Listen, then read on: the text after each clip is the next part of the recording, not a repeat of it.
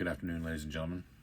I'm Assistant Chief Pete Holmquist. I'm here today to discuss the train derailment several days ago that led to a major hazardous materials incident, to address several items that have come up because of our response to that incident. The Washington Fire Department was dispatched and responded to a train derailment, which several rail cars were damaged during the derailment, causing a chemical sodium hydroxide, a very caustic substance, to leak from those rail cars. Due to the nature of the chemical involved in the surrounding environment, several residents were evacuated from their homes as a precaution. However, the nursing home containing 120 residents was not evacuated due to many of those residents being bedridden. There was some concern based on past flooding from the river that the runoff from the leaking rail cars might actually reach the nursing home, causing a serious life-threatening situation for the residents. Fire crews immediately diked and channeled the runoff away from the nursing home, which would save the lives of the residents, but unfortunately had a devastating effect on the environment. The runoff entered the nearby Washington River, contaminating it and killing several species of fish. These decisions were made based on our objectives for any emergency response. We must protect our first responders and the citizens of our community first and foremost, followed by protecting the environment and property.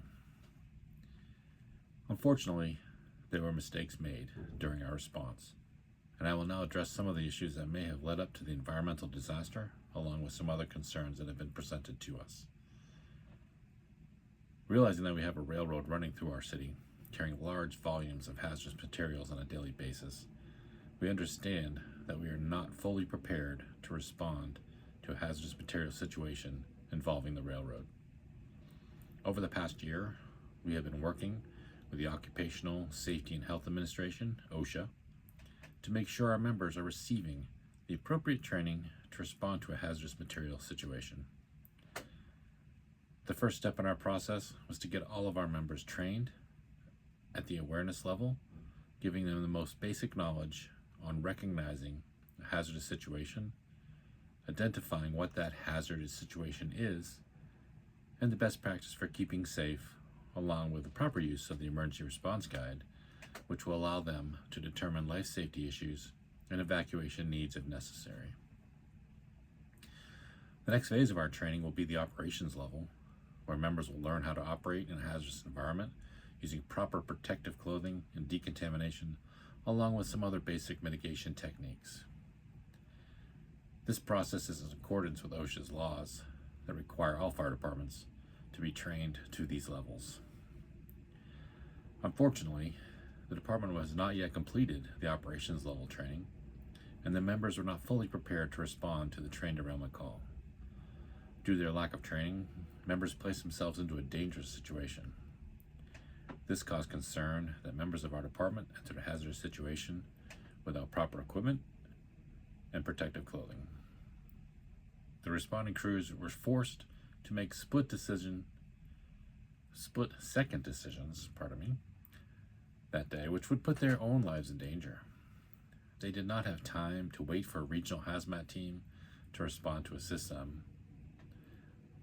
They instead chose to divert that life-threatening runoff away from the nursing home, saving the lives of those residents. Having been trained at the awareness level, the responders that day understood the dangers posed by the sodium hydroxide and realized they must act to prevent further disaster. As a result, we will continue to move forward and train our members to the operations level and make sure that we are in complete compliance with OSHA laws, regulations, and Bureau of Labor standards. We will also ensure that our members receive annual refresher training in hazmat response coupled with operational level certification to prevent this type of incident from happening again. In response to the Washington Fire Department staffing levels, this has been an ongoing issue with our department and is one that we continue to address with several grant requests for more personnel. Unfortunately, we have not been successful with these grants. We are aware that we are unable to meet the standards of the National Fire Protection Association's guidelines, specifically NFPA 1710, which states we should be responding with 4 firefighters on our first 2 apparatus. Instead of not responding on calls, we currently respond with a crew of 2 on the first 2 apparatus and rely heavily on regional and mutual aid response to give us the required personnel for a 2 firefighter in, 2 firefighter out initial attack crew. This type of response is more closely in compliance with NFPA 1720, which is followed by combination and call departments in some of our neighboring towns.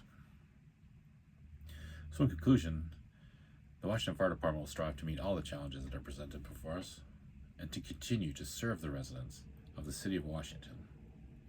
We're still actively pursuing grants that will allow us to increase staffing, help us meet our training goals over the next fiscal year.